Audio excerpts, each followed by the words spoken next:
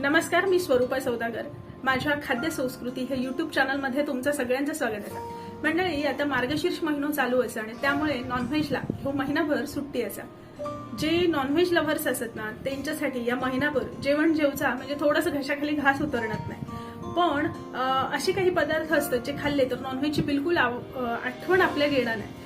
जेवण जर त्या पद्धतीने चमचमीत झणझणीत जर असतात ना, तर नॉनव्हेज आपण म्हणजे आपण व्हेज जेवतो ह्या सुद्धा आपल्या लक्षात येणार नाही. तर आज अशीच एक भाजी जी चमचमीत झणझणीत बनता, चपाती, भाकरी किंवा वरण भात, डाळ भात कशाही सोबत अतिशय अप्रतिम लागता. जर जे काही लोक चिकन लव्हर्स असतात ना, तर ही भाजी जी कोरडी भाजी होता ना, ही सुक्या चिकन जसं बनतात सेम तशा चवीची लागता. चला बघूया ही रेसिपी काय असा. आता ही भाजी बनवण्यासाठी मी एक पसरट भांडा घेतला आणि त्या भांड्यात मोठी 1.5 पळी तेल घेतलंय. ह्या तेल गरम होईपर्यंत एका मिक्सरच्या छोट्या भांड्यात आला, लसूण आणि कोथिंबीर ह्याची एक भरड काढून घेतलंय. एकदम फाईन पेस्ट करायची नाही, अशी सरसरीत पेस्ट करायची. तेल गरम झाला की त्यात भरपूर चिरलेलो कांदो फोडणीत टाकायचो. कांदो व्यवस्थित गुलाबी रंगावर परतून घ्यायचो. कांदो परतून घेतलो की त्याच्यात आता मी ही आला, लसूण, कोथिंबीरची जी भरड काढलंय ती घातलंय. आता ही भरड जी असा ना आला लसूणची, ही व्यवस्थित तेलात भाजून घ्यायची, कारण त्याचा उग्र श्वास असा तो मरू होयो. व्यवस्थित ही भाजून घेतली, परतून घेतली तेलात की आता हे फ्लॉवर आणि बटाट्याचे तुकडे घालायचे.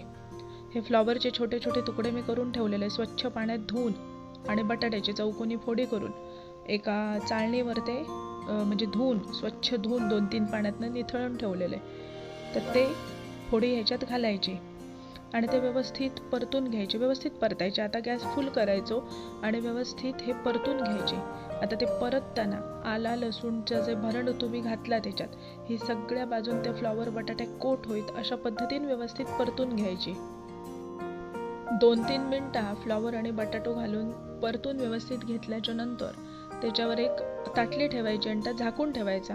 अगदी 3 ते 4 मिनिटं झाकून शिजवायचा. आणि हे शिजवताना गॅस मध्यम आचेवर ठेवायचो. एकदम बारीक पण करायचो नाही आणि एकदम हाय गॅस पण ठेवायचो नाही. मध्यम आचेवर 3 ते 4 मिनिटं हे फ्लॉवर बटाट्याचे तुकडे घातल्यानंतर शिजवून घ्यायचा. नंतर झाकण काढायचा. झाकण ठेवून शिजवलात की काय होतं, अंगचा पाणी पडतं आणि त्या ह्याच्यातच भाजी व्यवस्थित शिजतात. सेपरेट पाणी घालूची गरज लागणार नाही. आता झाकण काढलात की त्याच्यात थोडीशी, आम्ही सारस्वत पद्धतीने जेव्हा अशा भाजी बनवतो त्याच्यात थोडीशी चिमूटभर साखरेचं किंवा गुळाचा वापर करतो. गुळ माझ्याकडे किसलेलो नाही होतो म्हणून मी थोडीशी चिमूटभर साखर ह्याच्यात टाकलं. साखर टाकून व्यवस्थित ढवळून घ्यायची भाजी. ढवळून साखर व्यवस्थित सगळीकडे लागली की आता अंदाजान मीठ घालायचा. मीठ घालून भाजी व्यवस्थित ढवळून घ्यायची आणि परत 2 ते 3 मिनिटं व्यवस्थित शिजवून घ्यायची. नंतर झाकण काढलात की त्याच्यात चिमूटभर आता हळद टाकायची आणि भाजी परत व्यवस्थित एकदा नीट ढवळून घ्यायची.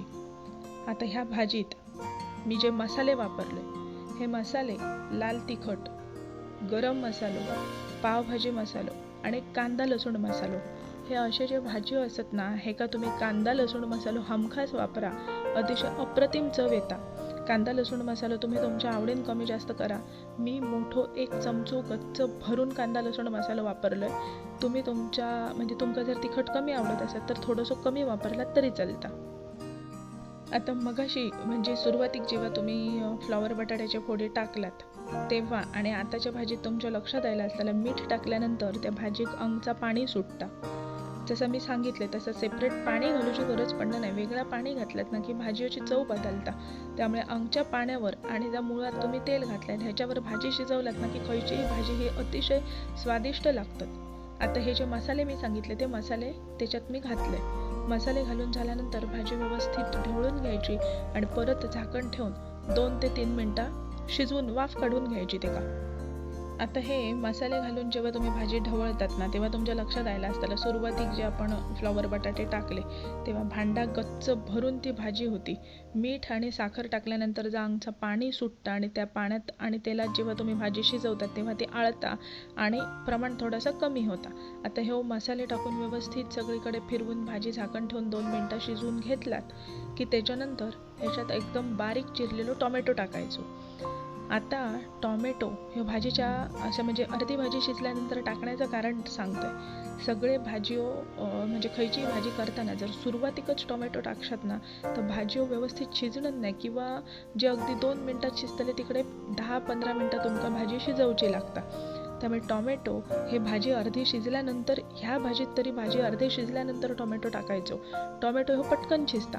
टॉमॅटो टाकल्यानंतर परत 2 मिनटं झाकण ठेवून भाजी शिजवून घ्यायची.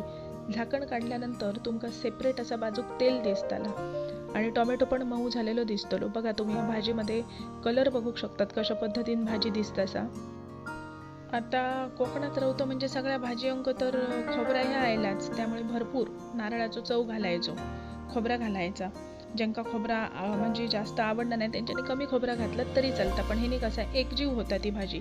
आणि ह्या मी काय वाटून बिटून मिक्सरात लावून घेतलेलं नाही, अगदी हलक्या हाताने बारीक किसायचा खोबरा आणि त्या खोबरा ह्याच्यावर वरनं भुरभुरून घ्यायचा. खोबरा घालून व्यवस्थित भाजी परतून झाली की ह्या भाजीत भरपूर कोथिंबीर घालायची. काय असता की फ्लॉवरात थोडंसं अंगचो उग्रच वास असता.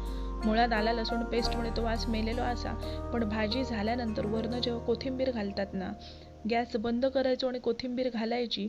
भाजी आता तयार झालेली असा. वरण भात डाळीच्या आमटीबरोबर अतिशय अप्रतिम ही भाजी लागता.